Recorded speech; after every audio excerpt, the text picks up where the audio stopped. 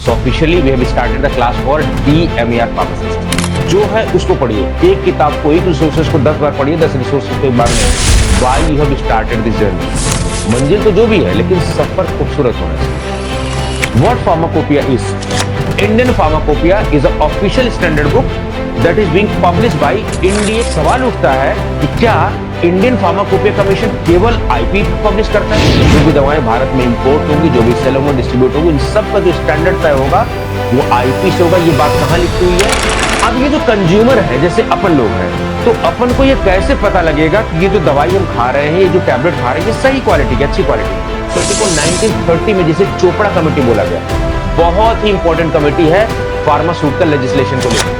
IP 2022 में 92 नए monograph include किया गया, जिसमें 60 केमिकल के। अब देखो इन्होंने 92 नए मोनोग्राफ पूछ लिया है। क्या पता कि ये पूछ ले कि विटामिन के कितने किए गए थे? 21 पूछ लेगा कि एक्स्ट्रा फार्माकोपिया एग्जांपल कौन है? Martin एंडेल is the best example for extra pharmacopoeia.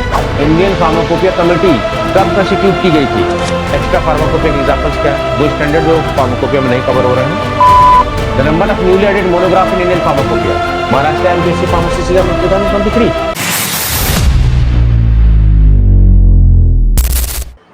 Good afternoon to all of you. So wait करते हैं थोड़ी देर में बाकी लोग भी जुड़ जाए। So officially we have started the class for DMER pharmacist. Wait करते हैं बाकी लोग भी जुड़ जाएं।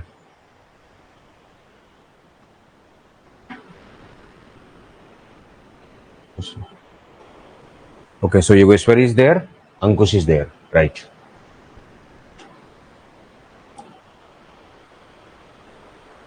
जिन्होंने ज्वाइन किया है, जस्ट कंफर्म वेदर ऑडियो और video everything is fine so that we can proceed for the class. So this is going to the first live class for this batch.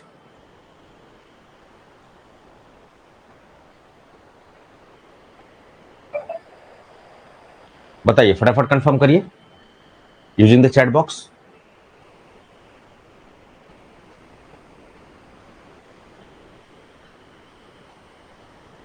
Everything is good. Thank you so much for the confirmation.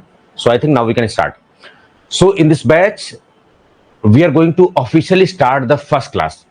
इस batch में दो तरीके से content आ रहे हैं। पहले मैं थोड़ा सा बता दूं आपको, जब भी कहीं पर आप एडमिशन लेते हो तो आपको जो हेल्पलाइन नंबर दिया होता है उस पर कनेक्ट करना होता है, कुछ भी ना समझ में आए तो।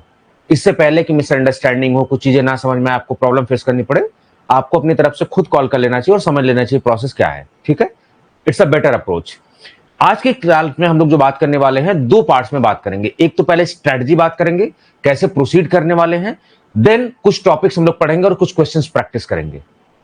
इस क्लास से मैं ये भी समझाना चाहूंगा कि नंबर ऑफ क्लासेस मैटर नहीं करती हैं, मैटर करता है कि जो टीचर पढ़ा रहा है वो क्या पढ़ा रहा है और कितना कंटेंट उसने कवर किया। That is more important. तो जो बच्चे कहते हैं ना सर दिन में कितनी क्लासेज होंगी, एक क्लासेज, दो classes, it's not about number of classes, it's about quality content. ठीक है, चलिए, तो I think now we can start. पहले हम लोग समझ लेते हैं सिलेबस को। तो DMER फार्मासिस्ट का जो अभी सिलेबस आप देखेंगे, औसत निर्माता, यहां पर इंग्लिश सेक्शन, इंग्लिश के भी यहां पर है, ग्रामर आप देखेंगे, वोकैब के कुछ क्वेश्चंस है, फिल इन द ब्लैंक्स के कुछ क्वेश्चन है, मराठी ग्रामर के भी क्वेश्चंस आने वाले हैं आपके पास 15। ठीक है, इस तरीके से जनरल नॉलेज के क्वेश्चंस हैं, ये सब। ठीक है, मेरे अलावा और भी टीचर हैं, लेकिन I will be the leading faculty for your batch. फिर RTI एक्ट वगैरह ये सब सारी चीजें जो हैं आपसे पूछी जाएगी। आप यकीन मानिए आपको बेस्ट कंटेंट मिलने वाला है, बट इतना है कि आप पेशेंसली पढ़िए चीजों को। ठीक है, जल्दीबाजी मत करिए। और सबसे इंपॉर्टेंट बात है, किसी भी प्लेटफॉर्म से डोंट कंपेयर। मार्केट में बहुत सी किताबें, बहुत से कोर्स, बहुत दुनियादारी चीजें आएंगी, डोंट कंपेयर विथ एनीवन।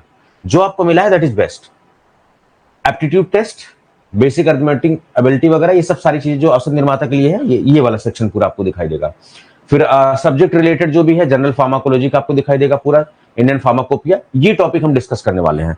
अगर समय थोड़ा सा रहा, पेशेंसली आपने पढ़ाई की, तो हम लोग ब्रिटिश फार्माकोपिया को भी इसी सेशन में कवर करेंगे। राइट, फार्मेसी एक्ट है, फिर फूड एंड ड्रग एडमिनिस्ट्रेशन है, ड्रग स्टोरेज, ये सब पूरा ओवरऑल आपको सिलेबस है। तो आप देखेंगे पूरा खिचड़ी सा सिलेबस है, मतलब सारे सब्जेक्ट का मिक्स थोड़ा सा कर दिया इन्होंने अपने रिक्वायरमेंट के हिसाब से। देखो कम्युनिटी फार्मेसी का है, फिर JMP इन्होंने उठा लिया है, EDL ECL का कुछ ले लिया है कंपोनेंट। अब ये देखो, अगर आप देखोगे अभी आज ये टॉपिक पूरा खत्म हो जाएगा, इंडियन फार्माकोपिया, ब्रिटिश फार्माकोपिया। पढ़ाने को मैं इसको 4-5 क्लासेस पढ़ाऊं, पढ़ाने को मैं आज ही पढ़ा के खत्म कर दूं, तो आपका सिलेबस 1 महीने के अंदर भी खत्म हो सकता है, आपका सिलेबस 20 दिन में भी खत्म हो सकता है, लेकिन हम लोग समय लेके अच्छे से पढ़ाएंगे आपको इत्मीनान से। ठीक है, चलिए, ये तो ओवरऑल सिलेबस आपको आइडिया लग गया। नाउ हम लोग डिस्कस करते हैं आज जो हम पढ़ने वाले हैं। मैंने पहले ही आपसे डिस्कस किया कि आज हम दो पार्ट में डिस्कशन करेंगे, एक तो हम टॉपिक भी पढ़ेंगे, क्वेश्चंस भी प्रैक्टिस करेंगे, उसके साथ साथ जो हम लोग स्ट्रेटजी सेशंस पे भी डिस्कशन करेंगे। तो let's talk about the strategy session first. चलिए, ठीक है। जब भी हम किसी एग्जाम की प्रिपरेशन करते हैं तो बेसिक रिक्वायरमेंट होती है किसी एग्जाम को प्रोसीड करने के लिए, वो जरा समझ लेते हैं। जब भी हमें किसी एग्जाम के लिए स्टार्ट करना होता है, सबसे पहले उस एग्जाम के बारे में जानना होता है। Suppose we are preparing for the DMER pharmacist या कोई भी फार्मासिस्ट एग्जामिनेशन, तो उसके प्रोफाइल आप जानो कि जब एज ए फार्मासिस्ट आप बनोगे, कहां आपकी अपॉइंटमेंट होगी और क्या आपसे एक्सपेक्टेशंस है, आपकी जॉब प्रोफाइल क्या रहने वाली है, क्योंकि that job profile is directly related to your competency and that is related to your syllabus. तो जब आपको जॉब प्रोफाइल क्लियर होता है तो वो आपकी कॉम्पिटेंसी डिसाइड होती है और कॉम्पिटेंसी से ही आपका सिलेबस डिसाइड होता है। जैसे आप डी फार्मा का नया सिलेबस देखोगे, उसमें कॉलम कॉम्पिटेंसीज के बने हुए हैं कि ये सब्जेक्ट इस कॉम्पिटेंसी को डील करता है, राइट। तो job profile is very important. आप कहां पर जॉब करने वाले हो, what are the job responsibilities that are being given to you, that should be very clear, ताकि आप बहुत बड़े सपने लेके जाओ और फिर आपको वैसा ना मिले तो आप अनएक्सपेक्टेड ना हो आपके साथ ऐसा, ठीक है। फिर basic information, next step is basic information about the examination. वो एग्जाम क्या है, उसमें सिलेबस क्या आने वाला है, उसके प्रीवियस ईयर के पेपर क्या है, उसका एग्जाम पैटर्न क्या है, कितने टाइम का है, कितने क्वेश्चंस आने वाले हैं, क्या वो सेक्शन वाइज होने वाला है। मैंने ऑलरेडी जो है यूट्यूब पर टूटेक्सो अकेडमी और ओपन जॉब्स पर दोनों पर वीडियो बना के ऑलरेडी क्लियर की हुई है, ठीक है। लास्ट में हम लोग डिस्कस करेंगे वीडियो में जो हमने इनिशिएटिव लिए हैं अपने एप्लीकेशन पर भी, फ्री ऑफ कॉस्ट, अपने यूट्यूब पर भी, उन सब के बारे में डिस्कशन करेंगे, ठीक है।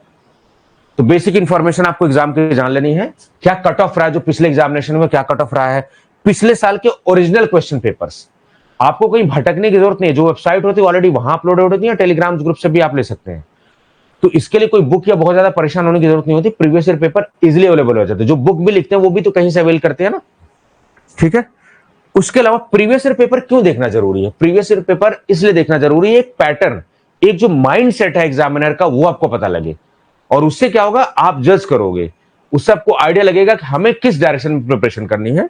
तो previous year question paper are acting as a guide, जिससे आपको क्वेश्चन पेपर सेटर का माइंडसेट और आने वाला ट्रेंड पता लगता है। So previous year question papers are important in the preparations. अब वो प्रीवियस ईयर पेपर ज्यादा इंपॉर्टेंट नहीं है, मतलब क्वेश्चन दिया और उसके आंसर्स, वो तो ऑलरेडी ओरिजिनल पेपर्स में है। मैं देख रहा था मार्केट में बहुत सारी किताबें जिसमें केवल question answer, there is no use, वो तो ऑलरेडी आपको दिया गया है, ठीक है। अब आपको स्टार्ट करनी है अपनी स्टडी, तो दो रास्ते होते हैं, या तो आप कोचिंग से जुड़ो, पढ़ाई करो, या फिर आप खुद से भी कर सकते हो। दुनिया का कोई ऐसा एग्जाम नहीं है जिसको आप सेल्फ स्टडी से नहीं निकाल सकते, इंक्लूडिंग फार्मासिस्ट एग्जामिनेशन, चाहे सिविल सर्विसेज हो, चाहे DI हो, कोई भी। Each and every examination could be cracked without any preparation और विदाउट एनी कोचिंग। लेकिन there is a certain criteria, मैं हमेशा बार बार कहता हूं कि जब आपके पास टाइम हो, जब आपके पास प्रॉपर गाइडेंस हो, जब आपके पास ऐसे लोग हो जो आपको गाइड कर सके, तब वहां पर आपको then you should go for the self study. लेकिन अगर आपके पास टाइम कम है, आपके पास मटेरियल्स नहीं है, आपके पास गाइडेंस की कमी है, then you should go for the courses, क्योंकि ये वैकेंसीज बार बार नहीं आती है, समय लगता है इनमें, ठीक है। ये तो फॉर्म के सही भरने से लेके आपके एग्जाम देने और रिजल्ट आने तक ईच एंड एवरीथिंग मैटर्स।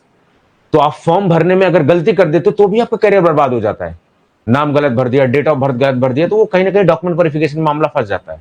तो फॉर्म भरने से लेके आपके रिजल्ट आने तक each and every step is important in pharmacist selection.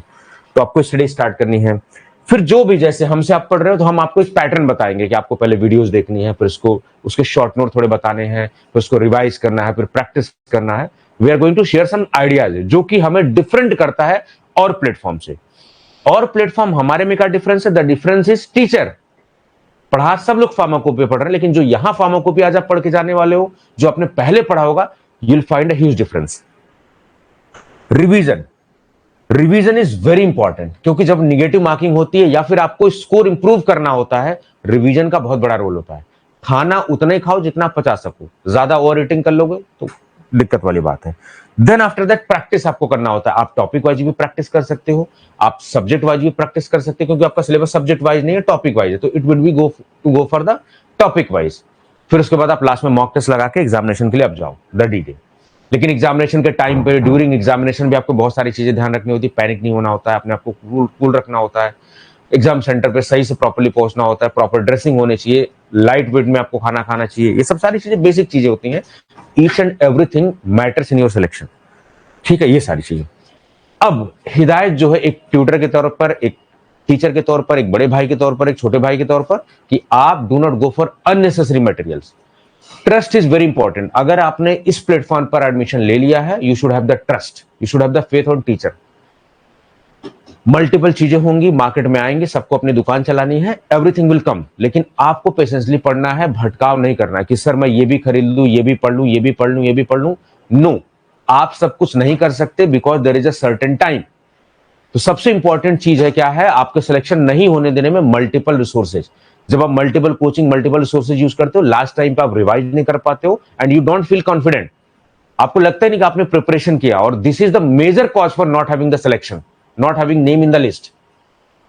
So don't go for multiple.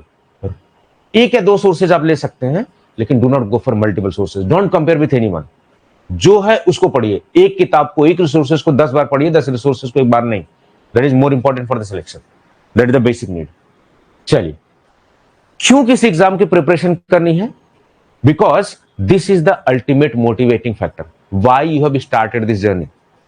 ठीक है, मंजिल तो जो भी है, लेकिन सफर खूबसूरत होना चाहिए, डेस्टिनेशन जो भी है, but journey should be very pleasant. Your why should be clear, why you have started this preparation, because there will be up and downs.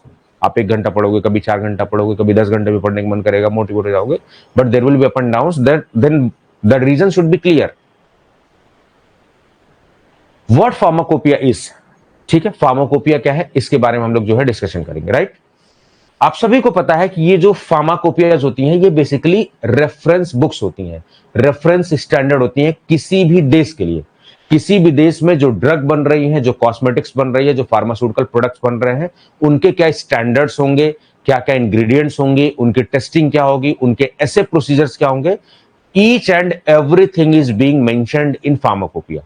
तो फार्माकोपिया क्या है? एक रेफरेंस बुक है, एक स्टैंडर्ड बुक है, अलग अलग देशों के लिए अलग अलग हो सकती है। कौन से देश? जो विकसित हैं या जो इंडिपेंडेंट देश है, जो सॉवरेन कंट्रीज हैं। बहुत सारे ऐसे देश हैं जिनकी अपनी खुद की इंडियन फार्माकोपिया नहीं है, या फिर खुद की अपनी फार्माकोपिया नहीं है, they are using international pharmacopoeia. वो इतने डेवलप नहीं है। अफ्रीकन कंट्रीज आप देख लो, they are not that much developed, except कुछ कंट्रीज जैसे अफ्रीका हो, साउथ अफ्रीका और इन सब कुछ छोड़ के। तो उनके लिए जो है WHO पब्लिश करती है इंटरनेशनल फार्माकोपिया। अब चाइना एक डेवलपिंग कंट्री है, बहुत तेजी से डेवलप कर रहा है, बहुत जल्दी वो डेवलप कंट्री हो जाएगा। इंडिया डेवलपिंग कंट्री, बहुत जल्दी we will be a develop country. तो हमारी खुद की अपनी फार्माकोपिया है, जापानीज, यूरोपियन, USA, सबकी अपनी pharmacopoeia, because these are the develop countries. Got the point? यहां तक समझ में आई बातें? कुछ डाउट है तो आप पूछ सकते हैं। Doubt session will be in the last of the session, but meanwhile you can also ask the questions. You can raise your hand and you can ask the questions.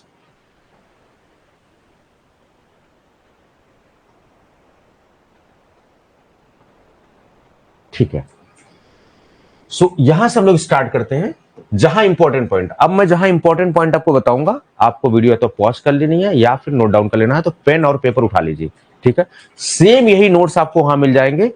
बाकी कोचिंग में कि notes will be अलग, copy pasted things will be अलग, no, यहां पर same होने वाला है, ताकि सेम एफर्ट में। अब क्या डायरेक्टली अगर आप नोट्स पढ़ लोगे तो क्या उतना इफेक्ट होगा? नहीं, क्योंकि नोट्स में there will be certain limitations, limited चीजें लिख सकते हो आप, लेकिन वीडियो में आसपास की बहुत सारी बातें होती हैं। इसलिए वीडियो देखना ज्यादा इंपॉर्टेंट, ज्यादा इंपैक्टफुल होता है, क्योंकि क्वेश्चंस डायरेक्टली आजकल नहीं आ रहे, बहुत सारे questions indirectly they're coming, right. चलिए, so what pharmacopoeia is? Pharmacopoeia क्या है? बेसिकली एक स्टैंडर्ड बुक जिसमें कि डायरेक्शंस होते हैं for the identification of compound medicine, generally publish by the authority और गवर्नमेंट और मेडिकल और फार्मास्यूटिकल सोसाइटी। अब जैसे इंडियन फार्माकोपिया की बात कर ले तो आईपी, इंडियन फार्माकोपिया, एक रेफरेंस बुक है इंडिया में जितने फार्मास्यूटिकल प्रोडक्ट या जितने कॉस्मेटिक्स बने उन सबके स्टैंडर्ड्स के लिए या हर्बल प्रोडक्ट्स के लिए, और एक पर्टिकुलर गवर्नमेंट या पर्टिकुलर अथॉरिटी द्वारा पब्लिश की जाती है। कौन पब्लिश करता है? Indian pharmacopoeia commission, right. तो pharmacopoeias are basically reference book और standard books that are being published by a government और एनी अथॉरिटी। कोई अथॉरिटी या गवर्नमेंट उनको पब्लिश करती है, राइट। अब देखोगे आप इन फार्माकोपियाज के सक्सेसिव एडिशन आते हैं, 4th addition, 5th addition, 6th addition, 7th addition, जैसे आप देख रहे होगे 3G, 4G, 5G, 6G। क्यों? क्योंकि there is advancement in the technology. बहुत सारी चीजें बहुत फास्ट मूव कर रही हैं, जिंदगी हमारी बहुत फास्ट मूव कर रही है, चीजें बहुत तेजी से बदल रही हैं। तो जब नई चीजें हो रही हैं तो उसके हिसाब से नई रिसेंट चीजें भी होनी चाहिए। अगर हम वही घिसे पिटाई पुराने हिसाब से पढ़ाएंगे, दैट विल बी आउटडेटेड। तो बहुत सारे अपडेट होते हैं, बहुत सारे चैलेंजेस आते हैं, बहुत सारी बीमारी आती है, बहुत सारी थेरेपीज आती हैं, तो उनके लिए हमें चीजें ऐड करना पड़ता है। एक एग्जांपल से समझते हैं। दुनिया में बहुत सारे कॉन्स्टिट्यूशंस हैं, but Indian constitution is one of the most successful constitution in the world. Why? Reason आपको पता है? You know the reason?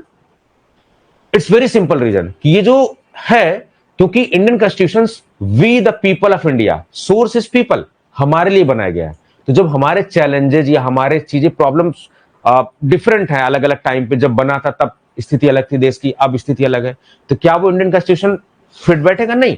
तो हमारे एस्पिरेशंस, हमारे सपनों को देखते हुए, हमारे चैलेंजेस को देखते हुए उसमें बदलाव जरूरी है। That is the main reason कि इंडियन कॉन्स्टिट्यूशन क्यों सक्सेसफुल है। तो फार्माकोपियाज के सक्सेसिव एडिशंस क्यों आते हैं? क्योंकि चैलेंजेस आ रहे हैं, बहुत सारे थेरेपी। जैसे आप देखो कि कोविड-19 कभी नहीं ऐसा आया था, लेकिन अब कोविड-19 के बारे में बहुत सारे लिटरेचर पब्लिश में, बहुत सारी जानकारी हमारे पास।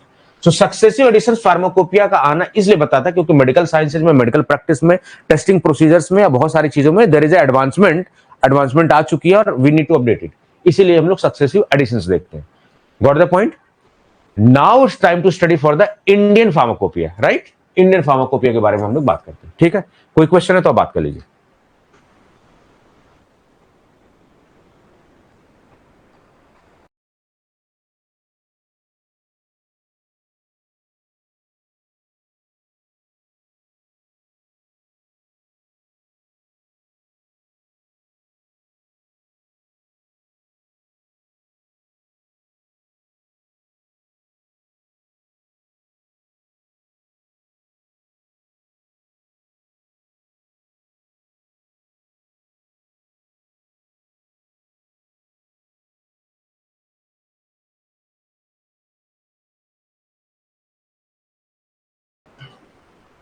ठीक है, so I think now we can discuss Indian pharmacopoeia. So as we all know कि जितने भी फार्माकोपियाज होते हैं, these are the reference standard, और किसी हर कंट्री की भी हो सकती है, और जिन कंट्रीज की नहीं है उनके लिए क्या कॉन्सेप्ट है? इंटरनेशनल फार्माकोपिया का concept, that is being published by the WHO, right? तो इंडिया एक डेवलपिंग कंट्रीज है, लेकिन एक सॉवरेन कंट्री जो अपने खुद के डिसीजन ले सकता है, अपने independently this country can survive. तो इंडियन फार्माकोपिया एक ऑफिशियल स्टैंडर्ड बुक है जो कि पब्लिश होती है एक अथॉरिटी द्वारा, उसको बोलते हैं आईपीसी, जो जिसका कि हेडक्वार्टर कहां पर है? गाजियाबाद में। तो इस बात को आप लिख लीजिए। Indian pharmacopoeia is a official standard book that is being published by Indian pharmacopoeia commission. Please write down this point.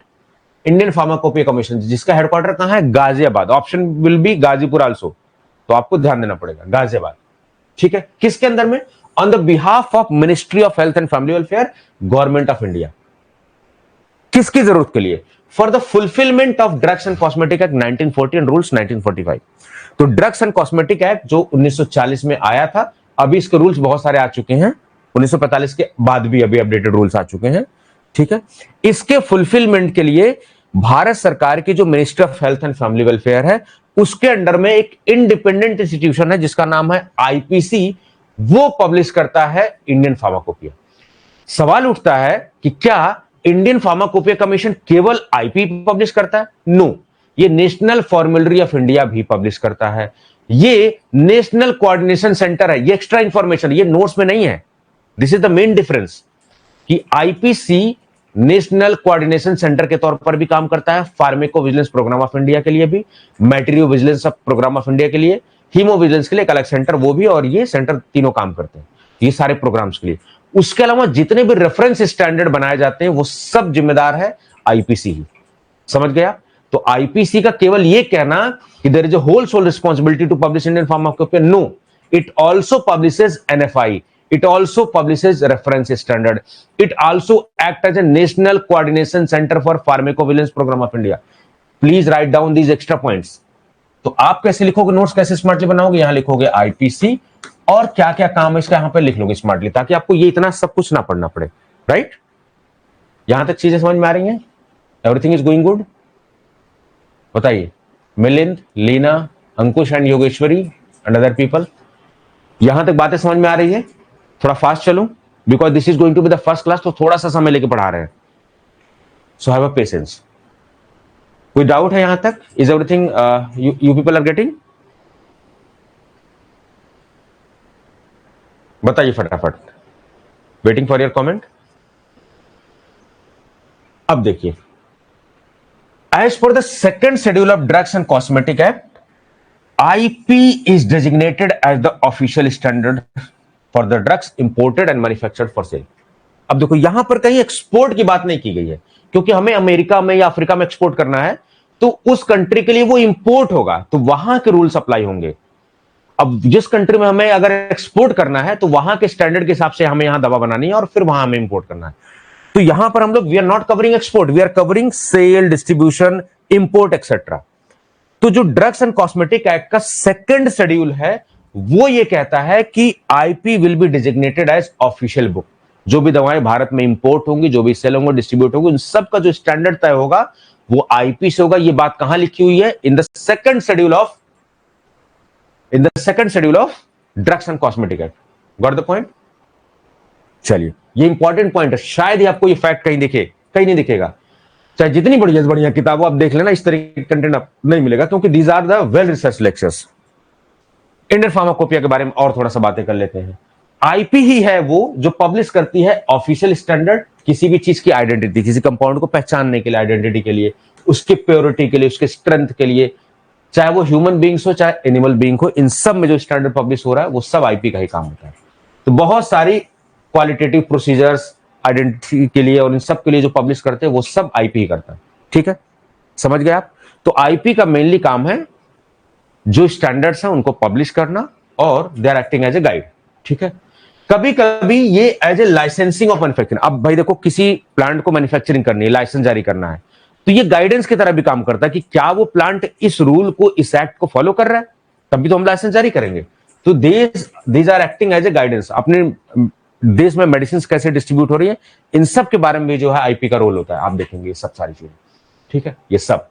और जब भी कभी आपको, जब कोई दवाई आप बनाते हो एज ए मैन्युफैक्चरर, 3 लोग बड़े इंपॉर्टेंट होते हैं। एक तो मैन्युफैक्चरर इंपॉर्टेंट होता है, एक कंज्यूमर यानी जो पेशेंट है, और तीसरा कौन इंपॉर्टेंट है? Regulatory agency. ठीक है, ध्यान से समझो कॉन्सेप्ट को। रेगुलेटरी एजेंसीज भारत में कौन सी है? Central drug standard control organisation, जहां पर अभी मेडिकल डिवाइसेस की वैकेंसी आई हुई है। ड्रग की बहुत जल्दी वैकेंसी आपको देखने को मिलेगी। तो रेगुलेटरी एजेंसीज क्या करती हैं? मैन्युफैक्चरर्स को अप्रूवल देती हैं कि भाई आप अपनी दवा का क्लिनिकल ट्रायल कर सकते हैं, आप अपनी दवा को प्रॉपरली जो है मार्केट में सेल कर सकते हैं, बेच सकते हैं। तो रजिस्ट्रेशन, मार्केटिंग ऑथराइजेशन के लिए, मार्केटिंग के लिए, अप्रूवल के लिए, इन सब के लिए। समझ गया? तो रेगुलेटरी एजेंसीज क्या करती हैं? जितने भी मैन्युफैक्चरर्स होते हैं, मैन्युफैक्चरर्स के लिए ये ड्रग रजिस्ट्रेशन का काम करती हैं, उसके साथ साथ अप्रूवल का भी काम करती हैं। अब यही वो रेगुलेटरी एजेंसीज होती हैं जो पब्लिक हेल्थ को भी मेंटेन करती। कैसे? गाइडलाइन जारी करती हैं कि ये दवा सब स्टैंडर्ड की है, कृपया ना यूज करें।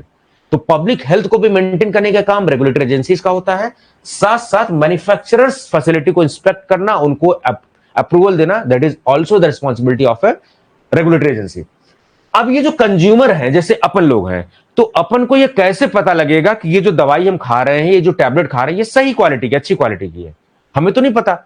लेकिन जब इन्होंने अप्रूवल दिया है बेस्ट क्वालिटी को होगी तभी।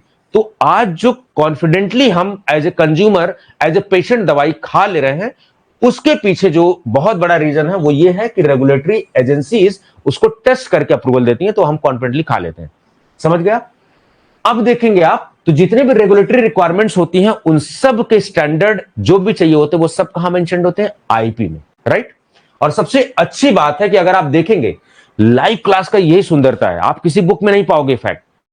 टिल अप्रैल 2025 13 कंट्रीज आप देखेंगे, Afghanistan, Ghana, Nepal, Mauritius, Suriname, Nicaragua, Bhutan, Mozambique, Solomon Island, Sri Lanka, Malawi, Guyana, इन्होंने IP को as a standard book publish, as a standard इन्होंने माना हुआ है। समझ गए? इसका मतलब केवल IP, अब सोच के देखिए, कुछ तो होगा ना इसके अंदर ऐसी हैसियत, कुछ तो ऐसी चीज होंगी ना जिसको अदर कंट्रीज भी इसको स्टैंडर्ड के तौर पर ले रहे हैं।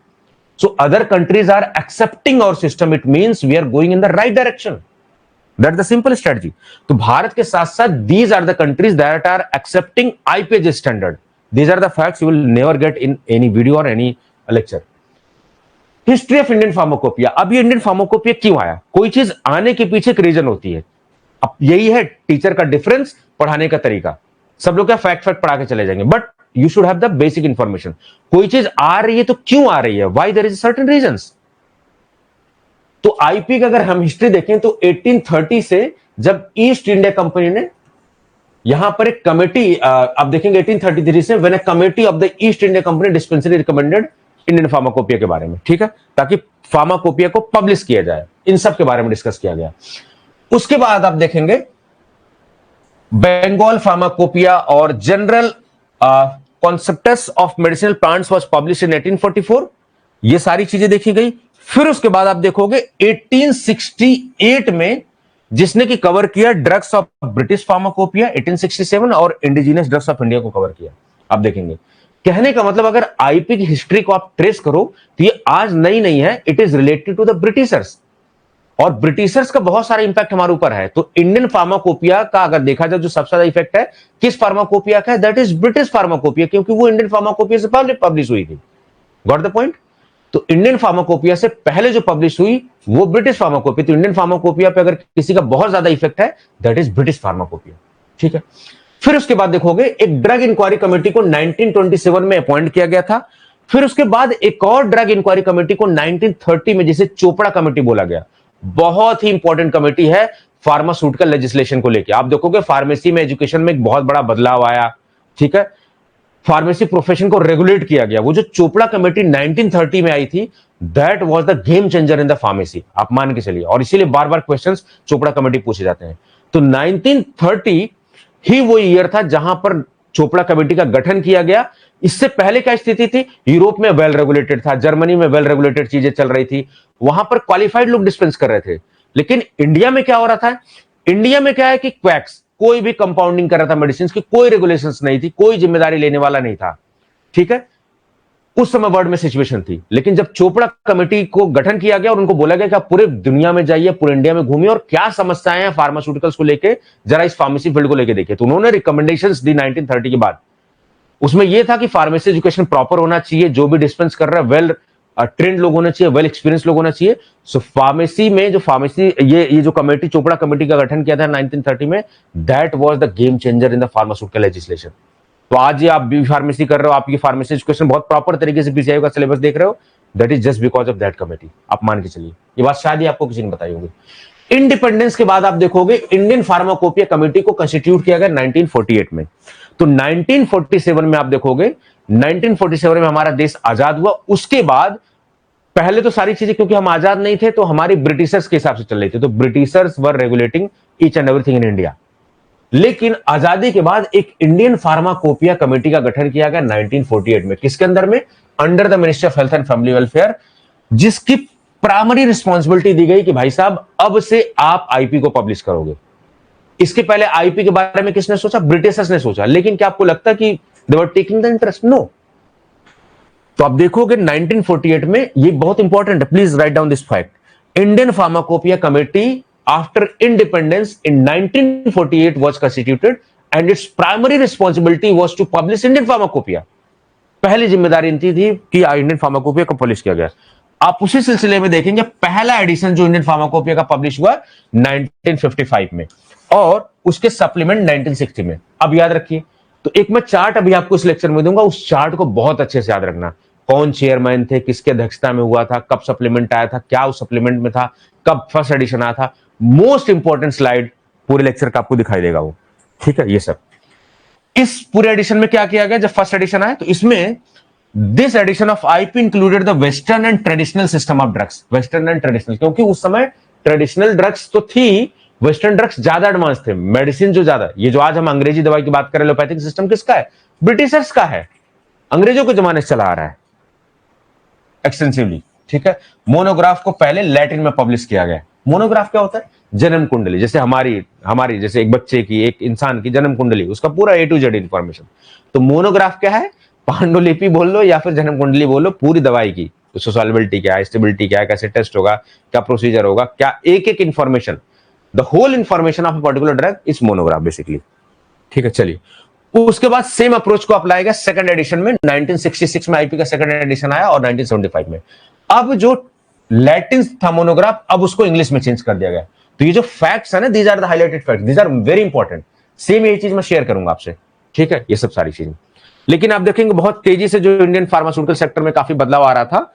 फिर आईपी कमेटी को रिकंस्टिट्यूट किया गया 1978 में। भाई चीजें तेजी से ग्रो कर रही है, हम लोग बहुत स्लो ग्रो कर रहे हैं, तो हमें भी समय के हिसाब से अपडेट करना पड़ेगा। तो 1978 में रिकंस्टिट्यूट किया गया और फिर थर्ड एडिशन आईपी का पब्लिश हुआ 1985 में। उसका एडेंडा जो 1989 और 99 में। इस बार एंटी कैंसर मोनोग्राफ को इंक्लूड किया गया। पूछ देगा कि anti cancer monograph were first time included in which edition of Indian Pharmacopoeia? The answer will be third edition. Please write down this fact. It's very important. समझ में आ रहा है? यहां कोई दिक्कत तो नहीं किसी को? मजा आ रहा है क्लास में पढ़ने में? ठीक है, चलो। नाउ इन 2005 अब देखो यहां से बदलाव एक आपको दिखाई देगा। 2005 was very important year. 2005 RTI act भी, राइट टू इंफॉर्मेशन एक्ट भी आया 2005 में। ठीक है, सूचना का अधिकार, नेशनल इंपॉर्टेंस के इश्यू या सिक्योरिटी इश्यूज को छोड़ के ज्यादातर इंस्टीट्यूशन में आप आरटीआई फाइल करके सूचना ले सकते हो, जो कि गवर्नमेंट फंडेड है या फिर गवर्नमेंट कंट्रोल में। तो ministry of health and family welfare ने स्टैब्लिश किया IP as a autonomous institution. यानी थर्ड एडिशन तक आपको दिखाई देगा कि जो इंडियन फार्माकोपिया कमेटी गठित की गई थी 1948 में, वो पब्लिश कर रहा था। उससे पहले कौन पब्लिश कर रहा था? उससे पहले ब्रिटिशर्स कर रहे थे।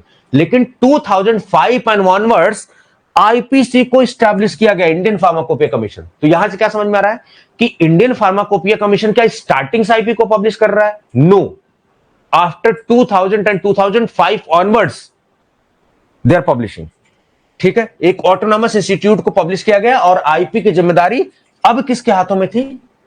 2005 autonomous institution IPC got the point at a regular interval to develop reference standard. ठीक है, फिर आईपीसी ने अपना फर्स्ट जो पब्लिश किया यहां पर और एडेंडम जो पब्लिश किया, वो सारी चीजें। उसके बाद आप देखोगे 2007 में जो है फिफ्थ एडिशन ऑफ आईपी को पब्लिश किया गया। तो 2005 और उसके बाद जो आईपी को पब्लिश करने का जिम्मा दिया गया वो आईपीसी के साथ था। उसके पहले किसके साथ था? इंडियन फार्माकोपिया का। उससे पहले किसके पास जिम्मेदारी थी? ब्रिटिशर्स के पास थी। Got the point. चलिए अब आ चुके हम लोग सिक्स्थ एडिशन 2010 में। ठीक है, बायोटेक मोनोग्राफ को इंक्लूड किया गया। सेवंथ एडिशन 2014 में आया। ये सब सारी चीजें रेडियो फार्मास्यूटिकल्स मोनोग्राफ को इंक्लूड किया गया और सेपरेट वेटरनरी वॉल्यूम को पब्लिश किया गया। पहले वेटरनरी वॉल्यूम नहीं था, अभी वेटरनरी वॉल्यूम पब्लिश किया गया। फिर आप देखेंगे एट्थ एडिशन को 2018 में किया गया, उसमें एलर्जन मोनोग्राफ को इंक्लूड किया गया। ठीक है, बाद में आप देखेंगे ऑफिशियली जो एडिशन आपको दिखाई देगा 2022 वाला नाइन्थ एडिशन। अभी वर्तमान में कौन चल रहा है? Ninth edition 2022। ठीक है, अब देखो जो हमने पहले लेक्चर्स लिए होंगे हमारे ही में, देखो आप आज मैं क्यों लेक्चर्स ले रहा हूं, क्योंकि वो लेक्चर्स अब इसमें फर्क हो गया है, चीजें बदली हैं, चीजें चेंज हुई हैं, इसीलिए लाइव लेक्चर्स बीच बीच में लेते रहना चाहिए अपडेटेड। तो वो पुराने लेक्चर्स नए लेक्चर से रिप्लेस हो जाएंगे। तो हम घिसी पिटी इंफॉर्मेशन आपको नहीं देते, हम आपको नए लेक्चर्स ही देंगे। ठीक है, रिकॉर्डेड और लाइव के साथ क्यों है? क्योंकि कुछ मैटर है, अभी इस क्लास के बाद आपके पास टाइम होगा, आप पढ़ो उन मैटर्स को। ठीक है, जो कुछ चीजें बची हुई हैं that are going to come in the classes, upcoming classes. Simple, आधा अधूरा नहीं है course, so have a patience.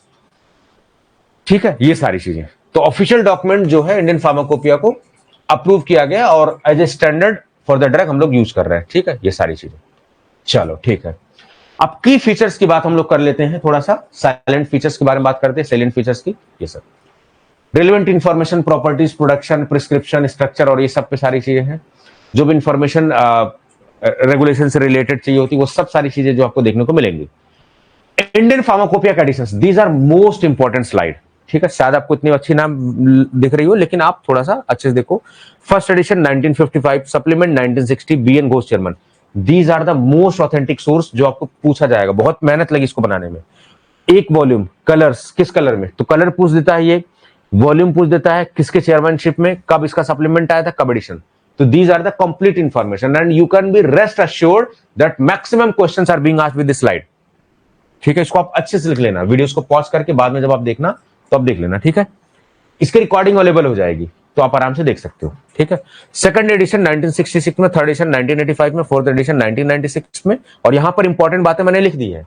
ठीक है, fifth edition 2007, sixth edition 2010, seventh edition 2014, eighth edition 2018, ninth edition 2022।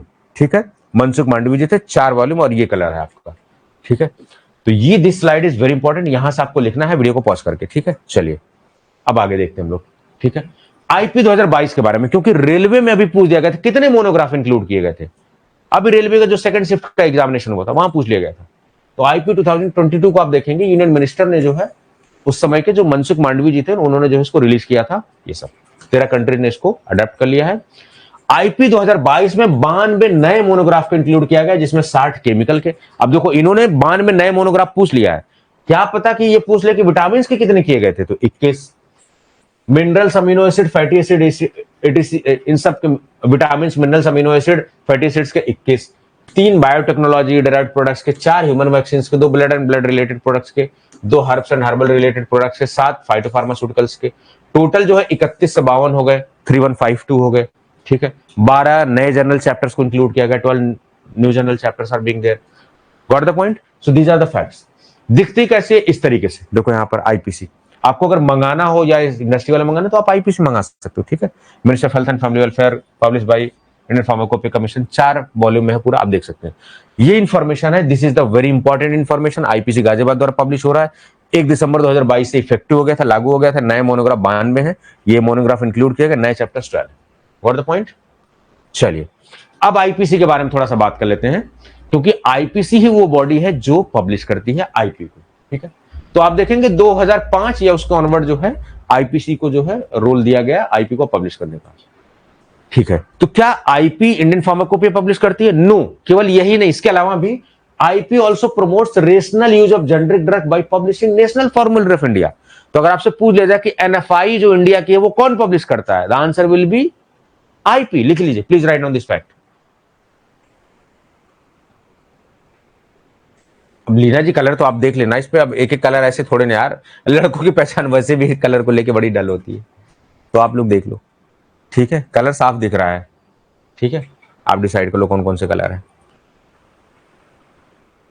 ठीक है, चलो ये सब हेडक्वार्टर कहां है? ये फुली ऑपरेशन 1 जनवरी 2009 से इसको कर दिया गया और fully finance by the central government. Central government का ये ऑटोनोमस इस तरीके से है, आप देखेंगे। कंपोजिशन क्या क्या है? गवर्निंग बॉडी है, आप देखेंगे जनरल बॉडी है, फिर साइंटिफिक बॉडी है, फिर एक्सपर्ट कमिटीज है। भाई ये एज ए इंस्टीट्यूशन कैसे काम करेगा, जिसमें वेरियस एक्सपर्ट्स होंगे। ठीक है, हर कमेटी का चेयरपर्सन, को चेयरपर्सन, मेंबर सेक्रेटरी, ये सब इनके द्वारा। नेशनल फॉर्मुलरी, ये आपके सिलेबस में नहीं है, आपके सिलेबस में आईपी है और ब्रिटिश फार्माकोपिया है, समझ गए आप? लेकिन मैं एक्स्ट्रा भी आपको थोड़ी बहुत आसपास की चीजें पढ़ाऊंगा ताकि आपको बेसिक इंफॉर्मेशन हो पता। तो एनएफआई के बारे में आप जान लो, नेशनल फॉर्मूला ऑफ इंडिया। ये रेशनल यूज को बढ़ावा देता है। कैसे? जो डॉक्टर्स होते हैं, जो मेडिकल हेल्थ केयर प्रोफेशनल्स होते हैं, फार्मासिस्ट, नर्सेज या फिर जितने भी टेक्नीशियंस हैं, उन सबके गाइडेंस के तौर पर काम करता है। अगर कोई एचआईवी का पेशेंट पहुंचा तो क्या स्टैंडर्ड ट्रीटमेंट यूज होना चाहिए, वो यहीं से जा रहा है। तो चाहे वो इंडिया में महाराष्ट्र का कोई हो, चाहे यूपी का हो, चाहे झारखंड का हो, बिहार का कोई भी डॉक्टर अगर होगा वो वही स्टैंडर्ड फॉलो करेगा। तो इससे रेशनल यूज को बढ़ावा मिल रहा है, फालतू की मिसयूज नहीं हो रही ड्रग्स। ठीक है, तो रेशनल यूज को बढ़ावा देना नेशनल फॉर्मुलरी ऑफ इंडिया का काम है, आप देखेंगे। ठीक है, पब्लिश बाय द आईपीसी, ये सब सारी चीजें।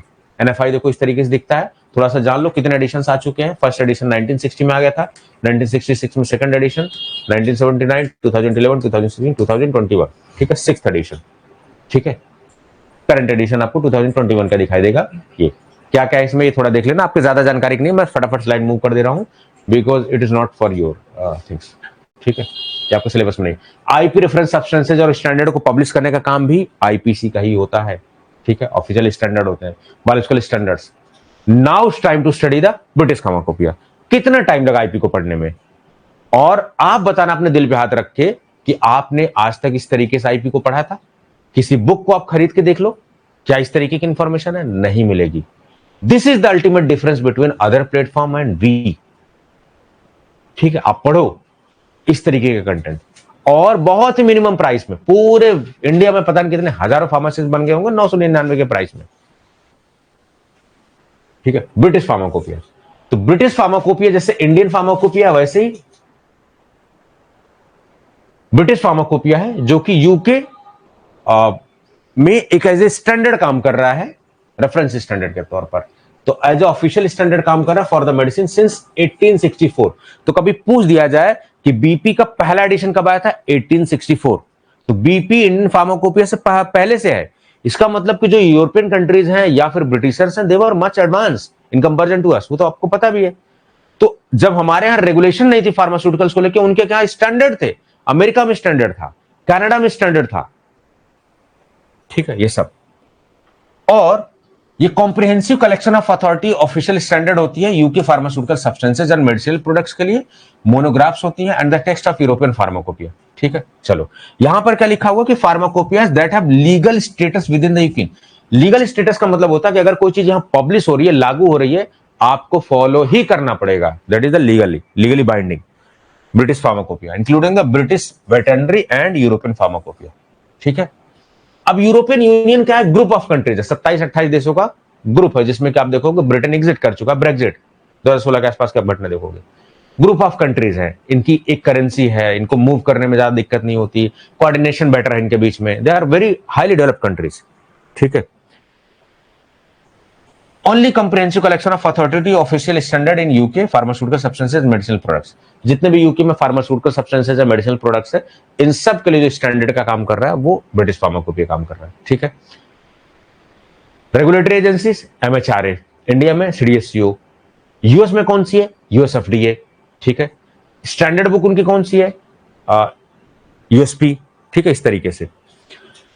अब देखोगे बीपी को जो पब्लिश किया जाता है हर साल अगस्त में, लेकिन लीगली इफेक्टिव होती है जनवरी 1 ऑफ द फॉलोइंग ईयर। जनवरी 1 से जो है वो लागू हो जाती है। फर्स्ट एडिशन 1864 में और लेटेस्ट एडिशन जो है 2023 में बीपी का पब्लिश किया गया था, ठीक है। चलिए अब ये जो बुक्स होती हैं ये रेगुलेटरी एजेंसीज को बहुत हेल्प करने का काम करती है, जैसे आईपीसीडीएससी के लिए बहुत हेल्पफुल होती है, क्योंकि बहुत सारे स्टैंडर्ड सेट करने में, बहुत सारे चीजों को अप्रूवल देने में काफी हेल्प करती है। उसी तरीके से जो बीपी है वहां के जो रेगुलेटरी एजेंसीज है एमएचआरए, उसको हेल्प करती है, ठीक है।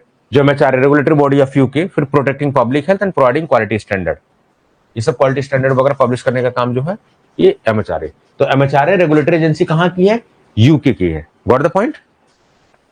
चलिए अब देखिए एमएचआरए और ब्रिटिश फार्माकोपिया दोनों मिलकर जो है एनुअल ब्रिटिश फार्माकोपिया पब्लिश करते हैं, उसके साथ साथ ब्रिटिश फार्माकोपिया वेटरनरी भी पब्लिश करते हैं। तो ब्रिटिश फार्माकोपिया के साथ साथ ब्रिटिश फार्माकोपिया वेटरनरी भी पब्लिश होती है, ये सब सारी चीजें, ठीक है। ये सब इंटरनेशनल रिसर्च, अब देखो कितनी ये कितनी इनकी अच्छी बात है कि अगर कोई भी इनके आइडियाज होते हैं, इनके प्रोसेस होते हैं, वेस्टर्न कल्चर कितने तेज, कोरियन कल्चर कितने तेज, आप कोरियन मूवी देख लो, कोरियन ड्रामाज देख लो, कुछ भी देख लो, कितनी तेजी से प्रमोट कर रहे हैं, इंडियंस बड़ा लाइक कर रहे हैं। और सबसे बड़ी दुख की बात है कि हम अपने इंडियन कल्चर को प्रमोट नहीं कर पा रहे हैं। वो लोग अपना कल्चर हमारे ऊपर थोप रहे हैं और हम अपना कल्चर प्रमोट नहीं कर पा रहे। आप देख सकते हो इसको कहते हैं सॉफ्ट पावर, किस देश पर आपका कितना प्रभुत्व है, कितना दबाव है। तो इनका देखोगे जो भी स्टैंडर्ड है, बहुत सारे कंट्रीज इनको एक्सेप्ट करती हैं, हमारे को 13 कंट्री एक्सेप्ट कर रही है, इनको बहुत सारी कंट्रीज एक्सेप्ट कर रही है, ठीक है, इंटरनेशनली जो, और 100 से ज्यादा कंट्री इनको जो है एक्सेप्ट कर रही है। तो ब्रिटिश जो बीपी का वेटरनरी है वो as a companion volume publish होता है ब्रिटिश फार्माकोपिया के साथ, समझ गए ये सब। फिर ब्रिटिश फार्माकोपियल कोडेक्स भी है, इसके बारे में क्वेश्चंस पूछा गया है। ब्रिटिश फार्माकोपियल कोडेक्स किसके द्वारा पब्लिश होता है, by the pharmaceutical society of great Britain, ठीक है। ये सब इंक्लूड करता है that were official in the pharmacopoeia of France, Germany and United states. और फर्स्ट एडिशन जो आया था वो 1907 के आसपास दिखाया था, ठीक है। तो ब्रिटिश फार्माकोपियल में जो अदर स्टैंडर्ड्स है वो सारी चीजें जो है पब्लिश आपको दिखाई देंगी, और पब्लिश किया जाता है pharmaceutical society of great Britain की वजह से, ठीक है। ये पब्लिश करने का काम करता है। फिर आप एक और चीज समझ लो, ब्रिटिश फार्माकोपिया कमीशन बीपीसी क्या है, एक advisory non departmental public body. Advisory body का मतलब अपने सजेशंस देता है, ऐसा नहीं उसका सजेशन मानना ही जरूरी है, लेकिन सजेशंस देता है, वो एडवाइजरी बॉडी है, sponsored by the department of health and social care, responsible for the preparing new editions of the British pharmacopoeia and British pharmacopoeia veterinary, ठीक है। तो British pharmacopoeia commission BPC advisory body के तौर पर काम करता है ये, ठीक है।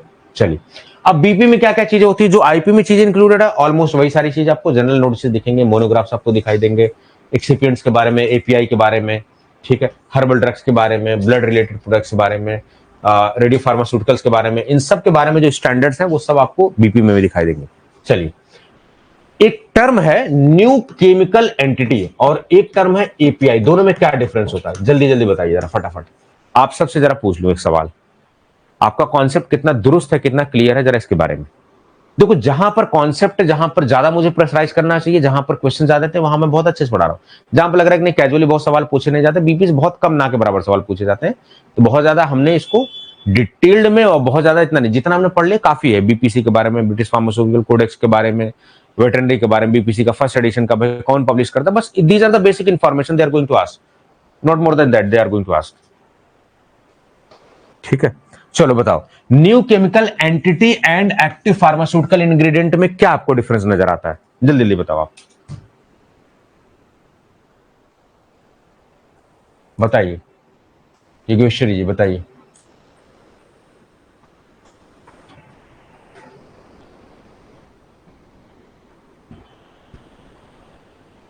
देखो, एक्टिव फार्मास्यूटिकल इंग्रेडिएंट, आज हम जितना भी दम भर ले, जितना भी चौड़े हो ले, लेकिन सच्चाई यह है कि 65 से 70% से ज्यादा भी जो हम पैरासीटामोल, उसका जो एपीआई है, जो क्रूड प्रोडक्ट है, जिस जैसे जब भी हम डोजेस फॉर्म बनाते हैं दुनिया का, तो दो चीजें होती हैं, एक तो एपीआई होती है एक्टिव फार्मास्यूटिकल इंग्रेडिएंट, एक होता है एक्सीपिएंट्स।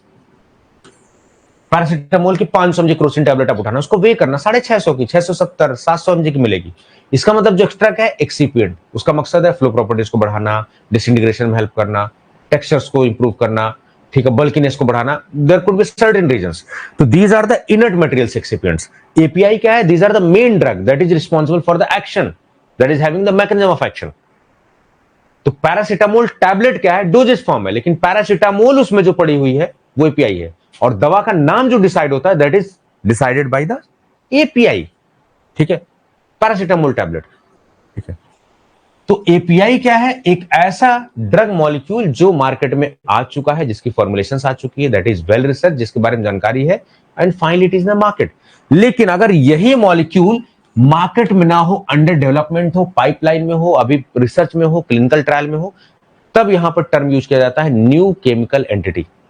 तो न्यू केमिकल एंटिटी का ही एडवांस वर्जन है एपीआई, और उसका प्रीवियस वर्जन है, प्रिकर्सर है आपका new chemical entity. Got the point? Yes. तो डिफरेंस थोड़ा सा समझ में आया? चलो, यूएसपी आपके सिलेबस में नहीं, तो नहीं इसको पढ़ेंगे, इसको हम लोग हटा देते हैं। थोड़ा सा समझ लेते हैं इंटरनेशनल फार्माकोपिया। ऐसे देश जिनका कोई माई बाप नहीं है, जिनके स्टैंडर्ड्स नहीं, उनका कौन है? उनका डब्ल्यूएचओ है। तो डब्ल्यूएचओ इंटरनेशनल। तो ऐसे देश जिनकी अपनी खुद की फार्माकोपिया नहीं है, they are having the option of international pharmacopoeia that is being published by the WHO. तो कभी पूछ लिया जाए कि डब्ल्यूएचओ क्या है? इंटरनेशनल फार्माकोपिया पब्लिश करता है। ठीक है, चलो सर, ये सब सारे प्रोसीजर्स हैं। अदर फार्माकोपिया, ये सारी चीजें आप देखोगे। फिर एक्स्ट्रा फार्माकोपिया है। फार्माकोपिया के इतर जो स्टैंडर्ड्स हैं वो एक्स्ट्रा फार्माकोपिया में है। पूछ लेगा कि एक्स्ट्रा फार्माकोपिया एग्जांपल कौन है? Martin एंडेल is the best example for extra pharmacopoeia. ये आपका सिलेबस नहीं, इसलिए मैं इसको कैजुअली पढ़ा के निकल रहा हूं, आपको ज्यादा इस पर दिमाग नहीं लगाना। ठीक है, मार्टिन एंडेल। चलो, क्वेश्चंस कैसे आते हैं जरा ये देख लेते हैं। Now it's time for the practice of questions. समझना आप, सर मुझे डेली प्रैक्टिस पेपर चाहिए, सर ये नहीं है, सर वो नहीं। शिकायतें बहुत कुछ हो सकती हैं, यही पर इंक्लूड किया जा रहा है। दो बड़ा टॉपिक 1-1.5 घंटे के लेक्चर में पूरा खत्म होगा, बहुत इत्मीनान से, बहुत अच्छे से क्वेश्चंस के साथ। Do not focus on number of lectures, focus on quality content. चलो, when was the Indian Pharmacopoeia Committee constituted by the Indian government? MPSB Pharmacist Examination 2020। बिल्कुल एकदम नया ताजा ताजा क्वेश्चन ले आओ आपके लिए। बताओ जल्दी जल्दी answer. Now it's time for the practice. देखते कितना सवाल आप लगा पाते हो।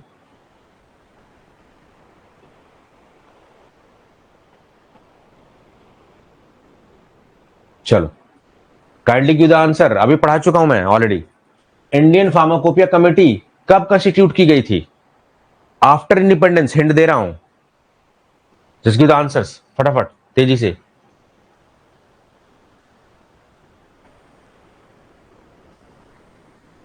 ऐसे नहीं चलेगा, ऐसे no no no, this is not acceptable at all. Yogeshwari ji, 1955 में इंडियन फार्माकोपिया फर्स्ट एडिशन आया था, but they are asking about the Indian pharmacopoeia committee का गठन कब किया गया था? After independence. It's 1948। Leena is correct, yes. जल्दीबाजी नहीं करना है, क्वेश्चंस को समझना है। And this is the actual question that are being asked in MPSB pharmacist 2025। The correct option for this will be A, 1948। Which of the function are handled by the Indian pharmacopoeia commission? बताओ, Indian pharmacopoeia commission निम्नलिखित में से कौन सा option दो? IIT Roorkee 2021 में पूछा गया है। Pharmacovigilance programme of India, control of drug prices in India, grant of licence to chemist and druggist, control of drug labelling. कौन सा फंक्शन है आईपीसी का? बताओ, आईपीसी किसको डील करती है? फटाफट बताइए आप।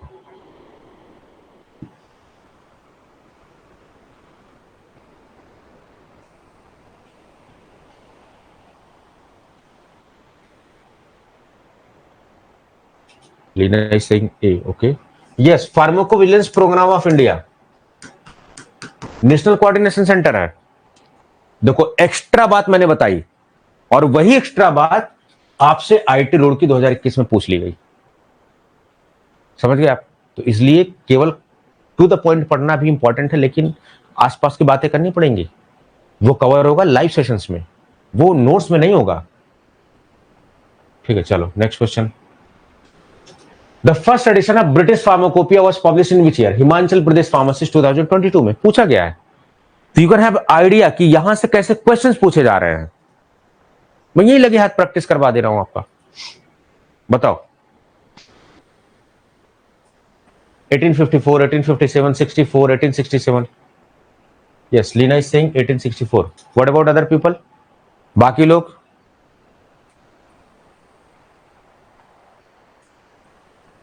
यस, आप सभी से रिक्वेस्ट है, अगर वीडियो अच्छी लग रही है, इनिशिएटिव अच्छा लग रहा है, पेशेंसली पढ़िए, अपने दोस्तों को रिकमेंड करिए। कम प्राइस में इससे बेस्ट कोर्स शायद ही इंडिया में मिले। और आप पढ़ के देख लेना, जितने भी सीरीज चल रही है, टेस्ट सीरीज चल रही है, ये सीरीज वो सीरीज, सब जगह से पढ़ के आप देख लेना एंड यू जस्ट कंपेयर, और अपने दिल पे हाथ रख के पूछना कि आपको बेस्ट क्या मिल रहा है। ठीक है, सी 1864 इंडियन फार्माकोपिया का फर्स्ट एडिशन कब पब्लिश किया गया था? Now it's your question Yogeshwari. Yes, तो आप सभी अपने दोस्तों को बताओगे, रिकमेंड करोगे। जब बताओगे जब भी तो पता लगेगा कि एक ऐसा प्लेटफॉर्म है जो बहुत बढ़िया चीजें कंटेंट दे रहा है।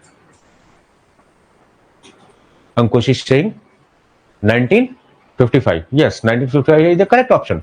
कहां पूछा गया? हिमाचल प्रदेश फार्मासिस्ट में, आम आदमी मोहल्ला क्लिनिक में पूछा गया है। ठीक है, चलो बताओ, ये क्वेश्चन थोड़ा सा घुमा के पूछा गया है। आम आदमी मोहल्ला क्लिनिक, ठीक है, अभी बीजेपी गवर्नमेंट आरोग्य मंदिर वाला कॉन्सेप्ट दिल्ली में लाने जा रही है, तो वहां पर भी नियुक्ति होने वाली, तो जो दिल्ली वगैरह आसपास के लोग हैं वो तैयार हो जाएं।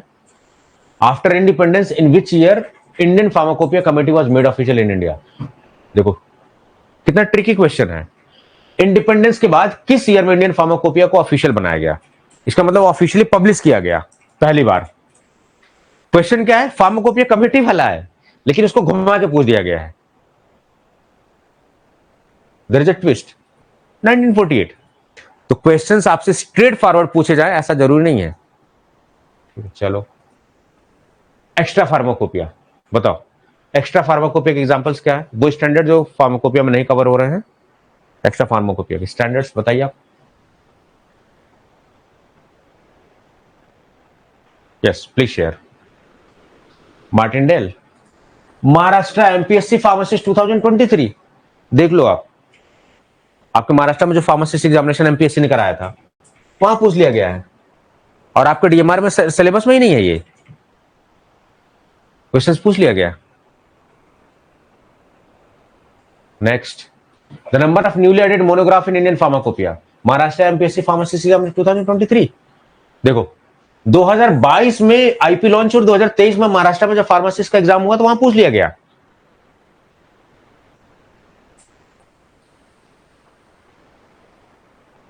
यस, अब आप डिसाइड करो कि जो हमने पढ़ाई की क्या वो सही डायरेक्शन में पढ़ी है, क्या वो क्वेश्चंस रियल लग रहे हैं। These are the real questions, आप जाके चेक कर सकते हो, you can cross check.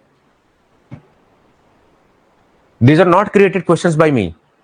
These are the real questions that are being asked in previous questions. Yes, 92. Supplement for Indian Pharmacopoeia in 2000 was introduced to include which of the following? MPSC. अब देखो आप कितना deep पूछ रहे हैं ये।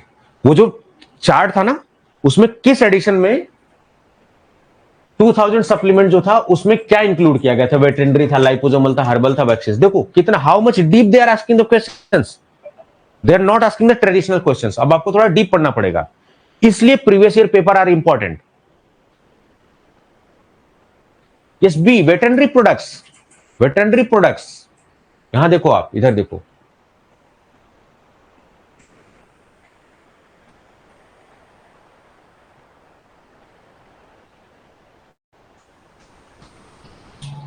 These are the information they have asked.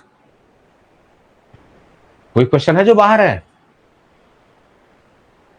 ये experience के ऊपर होता है। आपको सटीक पढ़ाया जाएगा कम समय में। इसी लेक्चर्स को दूसरा टीचर पढ़ाएगा 4 घंटे, 6 घंटे लेक्चर, 10 घंटे। तो आपको देखिए, अरे ये तो ढेर सारी वीडियो है, इसमें तो 500 वीडियो, इसका मतलब बहुत कवर किया गया, बहुत डिटेल है। This is the marketing strategy of coaching persons. हम लोग नहीं करते। अपन क्या है, 1.5-2 घंटे पढ़ेंगे, खत्म, पढ़ के लोचा खत्म कर देने का। इधर इतना नहीं पढ़ना है कि नहीं वीडियो 10 पढ़ना है, ये वो नहीं। आज आईपी और बीपी पढ़ के खत्म, क्वेश्चन प्रैक्टिस करके स्यापा खत्म।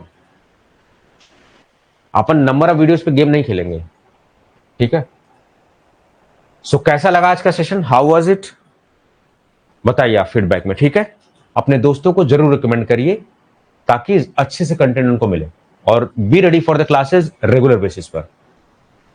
अब देखिए, जो रीजनिंग और उसके क्वेश्चंस है, सब लोगों ने क्या छोटे छोटे टॉपिक्स 10-20 मिनट की वीडियो बना दी है। अब यहां आपको क्या लग रहा हो कि मैं एक ऐसा टीचर हूं जो लेंदी क्लासेस लेने में हम लोग विश्वास करते हैं, और इतनी लेंदी भी नहीं आप बोर हो जाओ। आपको लगा कि आपने नहीं सीखा? आप क्लास के पहले आपकी इंफॉर्मेशन और क्लास के बाद आप देखो, यू विल फील हाई, ठीक है? तो जब हम रीजनिंग वाले पढ़ेंगे ना, तो रीजनिंग में मैंने 2-2.5 घंटे की एक ही वीडियो पढ़ाई, उसमें मल्टीपल कॉन्सेप्ट मैंने डिस्कस कर लिए, सिटिंग अरेंजमेंट का कर लिया, और भी ब्लड रिलेशन कर लिया, और भी। तो आपको लगेगा तो यार एक ही 2 लेक्चर है, लेकिन उसमें मल्टीपल क्वेश्चंस है, मल्टीपल। हमारा काम है कॉन्सेप्ट डिस्कस करना, आपका काम है practice. Reasoning and maths is all about practice. अपन यहां से कितना भी प्रैक्टिस करा ले, कुछ नहीं होने वाला जब तक आप नहीं करोगे उधर से। तो हम कॉन्सेप्ट आपको सिखाएंगे, आप क्या करोगे? प्रैक्टिस करोगे इसे, ठीक है? तो do not focus on number of lectures. अभी जो जितने भी लेक्चर अपलोडेड है, आप उनको जाके पढ़ो, और जो बचे हुए that are going to come in the live classes. Sir वो चार्ट गूगल पे होगा? नो, ये हमारी मेहनत, हम गूगल पे क्यों डालें इसको? गूगल पे क्यों डालेंगे? सोचो आप, हमने बहुत वेल रिसर्च किया, बहुत टाइम लगाया है, आपने सर्विसेज ली है, you have paid for this, so it is just for you people, not for everyone. Note section में नोट्स या तो डेली समय हुआ तो डेली अपलोड हो जाती है, या पूरे वीकेंड्स में जब क्लासेज होती हैं तो वीकेंड्स में अपलोड कर दी जाती हैं। तो अभी आपको क्लास लाइव सेक्शन में रिकॉर्डेड के तौर पर मिलेगी, लेकिन उधर पे थोड़ा सीरियल का इशू होता है, डाउनलोड या लाइव फोल्डर में सीरियल का इशू होता है, तो कंटेंट में सब्जेक्ट में अरेंज कर दी जाती है। समझ गया? तो आप अभी लाइव में पढ़ सकते हो, बाद में उसको कंटेंट में आपको विजुअल होगा, ठीक है? नोट्स वगैरह अपलोड हो जाएंगे। अब सेम यही चीज दी जाएगी तो आपको नोट्स की जरूरत ही खत्म हो जाएगी। आप अच्छी क्वालिटी का पढ़ भी ले रहे हो, नोट्स की जरूरत भी खत्म हो जा रही है। छोटे मोटे नोट्स आपने बना लिए, वही आपको रिवाइज करो। डिटेल में इसलिए नोट दे दिया गया ताकि आप जो है अच्छे से पढ़ पाओ। बहुत सारे इनिशिएटिव हम लोग यूट्यूब पर ले रहे हैं, आप उसका अब देखो। अब आपको क्वेश्चन प्रैक्टिस करना है, आप क्या करो, डिस्क्रिप्शन में या फिर ट्यूटेक्सो अकेडमी का एप्लीकेशन जो है आप गूगल प्ले स्टोर से डाउनलोड करो। वहां पर जो फ्री स्टडी मटेरियल सेक्शन, वहां पर टॉपिक वाइज अपलोड हो रहे हैं। और जब धीरे धीरे, ऐसा नहीं कि कुछ ना मिले तो फिर आपने अनइंस्टॉल करके भाग गए, नहीं, धीरे धीरे उस पर टेस्ट अपलोड होते हैं, जैसे क्रिएट होते वैसे अपलोड होते रहते हैं। आपको फ्री ऑफ कॉस्ट कोई 1 रुपया नहीं देना है, free of cost test series आप प्रैक्टिस करो, वहां पर टॉपिक वाइज जाके देखो, अच्छे क्वालिटी के टेस्ट, ठीक है? तो प्रैक्टिस करो ट्यूटेक्सो अकेडमी का एप्लीकेशन। उसके अलावा जो ओपन एमसीक्यूज बाय ट्यूटेक्सो अकेडमी अभी जस्ट हमने लॉन्च किया है, आप देखोगे फार्मेसी के पूरे एमसीक्यूज, आप यहां देखो, यहां पर ये देखो टॉपिक वाइज, इसको सब्सक्राइब करके रखो। पूरे बायोकेमिस्ट्री के टॉपिक वाइज लेक्चर्स है, पूरे आपके सूटिक्स के टॉपिक वाइज लेक्चर्स हैं, धीरे धीरे आती रहेंगे। आप पेशेंसली पढ़ो, इन सब के बारे में बताओ टॉपिक वाइज, आपको कोई पैसा नहीं लग रहा। आप यहां के देखो, आपको लगेगा ये तो यार बड़ा अंडररेटेड है, यार हमें पता ही नहीं था।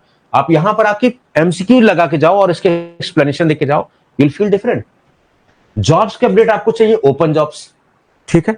ओपन जॉब्स पे आपको डेली रेगुलर बेसिस पे देखो, डेली अपडेट हो रही है, आपको कहीं भटकने की जरूरत नहीं है। जो भी आपको इंफॉर्मेशन चाहिए, you can ask the information, जो भी आपको पूछना है यहाँ पर, ठीक है? सब कुछ आपको मिल जाएगी यहाँ पर, ठीक है? आपको जल्दीबाजी में जॉब का अपडेट चाहिए, आप शॉर्ट्स देख लो। आपको थोड़ा सा पेशेंसली डिटेल में चाहिए तो आप वहां से कर सकते हो। बाकी ट्यूटेक्सो अकेडमी का मेन चैनल तो है, आपने यहाँ पर देखा ही होगा सारी चीजें, यहाँ पर टिप्स वगैरह, यहाँ पर सारे लेक्चर्स वगैरह, यहाँ पर सीरीज वगैरह सब कुछ है, ठीक है?